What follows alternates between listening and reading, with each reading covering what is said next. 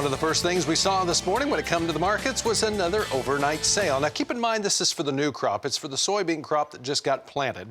But it is soybeans, and it's in the amount of a little over 300,000 metric, almost 400,000 metric ton. 390 to be exact, and China was the buyer. Big sales already that should show a pretty big, tall number later on this week when we have the export sales number coming out on Thursday morning. We'll see if all that comes to fruition. First of all, let's see how the markets are opening up here on this Monday morning. Now, last night on the overnight trade in the corn, we were down about 2 to 2.5 cents. According to our latest information from the trade on our live and instant quotes from bar chart, we are down 2 3/4 on the July contract of corn, 327 1/4. December down 2 3/4 at 340 1/4. Soybean market, we're lower here as well, about the same thing as where we were at last night with the overnight trade. July soybeans down 4 at 867 1/4. November, the new crop down 5.5 at 874 even. Now on to the soybean meal market, where we're down 80 cents on the July, 288.20. The August down a complete dollar. Soybean oil this morning is down 42 cents a hundredweight at 27.08. For the wheat market, it's a lower start in Chicago. July down 2 1/4, 4.99 3/4. We are under $5 again. We flirted with that last week off and on. July Kansas City wheat down 4 3/4 at 443 3/4, and we'll talk more about harvest here in just a moment. Minneapolis wheat kind of mixed, and it was kind of mixed a little bit stronger last night on the overnight trade. July Minneapolis wheat up 1.5, 514 3/4, but the far out deferred contracts, like, well, even the nearby September and then December, both of those are lower by 1/4 to 1/2 penny. Cotton market much weaker this morning. July down 71 points at 59.13, and December's almost a penny lower. And then over in the canola market, we are mixed with that November contract down 50 at 472.50.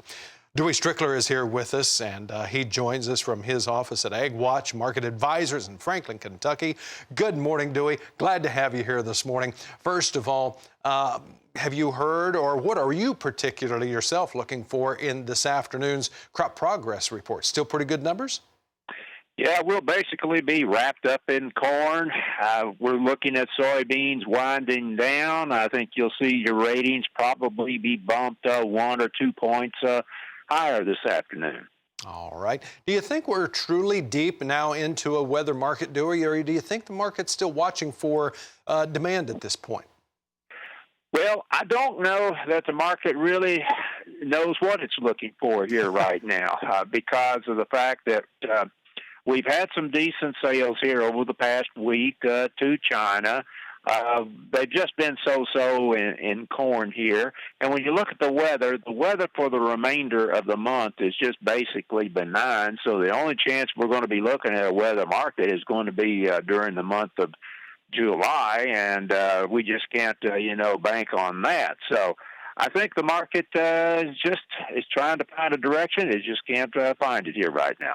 We've had some pretty big sales, and some people in the market are talking about those sales. Do you think the market stands a chance of being disappointed if a big number doesn't come through, or if we would see some cancellations? Definitely, if we saw some cancellations. There may be a little bit of disappointment in the beans here this morning because normally I would expect to see the beans up after making a sale like that. But, it's just more or less ho-hum. We know the ratings are going to be up. The weather looks good. I think that's what the market is looking at.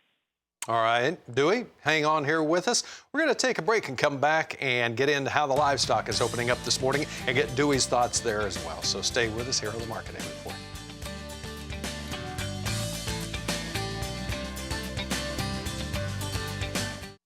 Dewey Strickler is our guest. We're going to get his thoughts on how this market is opening up over here on the livestock side. First of all, let's go to the live cattle market. Now, last Friday when we finished up the day, it was soft, and we're starting out with another softer day here. June fats are down $1.40 at 94.67. Our next front month here, down $1.52 at 93.80. That's the August, and the October is down $1.15, and we are a complete dollar lower all the way across the live cattle board this morning. And we're $1 to $2 lower in the feeders. August down 202, 129.07. September down 207, and the October down $1.82 at 131.32. Hog complex is weaker as well. We've got the August down 12 at 54.52. The October is down 60 now at 52.55, and the December down 82 at 53.17 with a little bit of an active trade here. Let's start back over here in the cattle market first, and a gentleman who's very familiar with the cattle market, Mr. Dewey Strickler. All right, Dewey, first of all, do you think that, well, probably let me ask it this way. How much of a recovery? I mean, we haven't fully recovered to where we were at pre-coronavirus to this point, especially over here in the livestock market. But what about the overall economy? I know that you watch this pretty closely, and you always look behind the curtain to see what's moving this.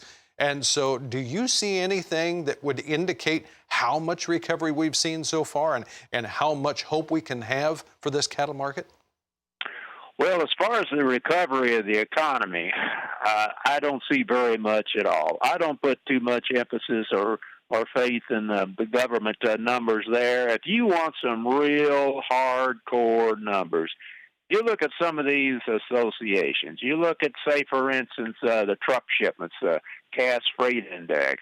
You look at the rail car loadings. Rail car loadings are down over 15% from a year ago. They still continue to go down. So if you want to look to see how the economy is moving, look to see what's moving by rail. It's not happening. Interesting. So this cattle market here, we're still at a discount to what's going on over in the cash. And now it looks like the cash, what at one time was pretty strong, is now starting to give up just a little bit. Yeah, it is. You know, the thing, I'm not surprised by the cattle market being down here this morning. When you look at the COVID-19 cases, they are some states just still have not peaked out. Others are rising. So I think this is really bringing some concern here in the meats in general. Ah, good point then. So you think that's what's going on over here in this weak hog complex as well?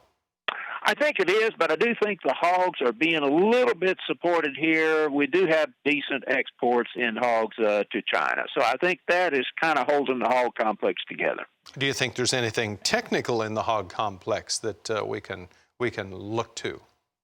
I think what I would be looking for, I am still looking for new lows in the hogs. I think your August contract, which the low is at 51.90, I think we could go below that, and I think once we do, then we can start seeing this thing begin to see an earnest recovery.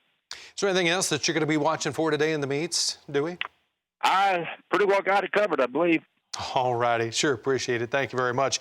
Dewey Strickler here with us this morning to get things started. And let's see what the diesel fuel price is up to here this morning as we get ready to start our Monday here.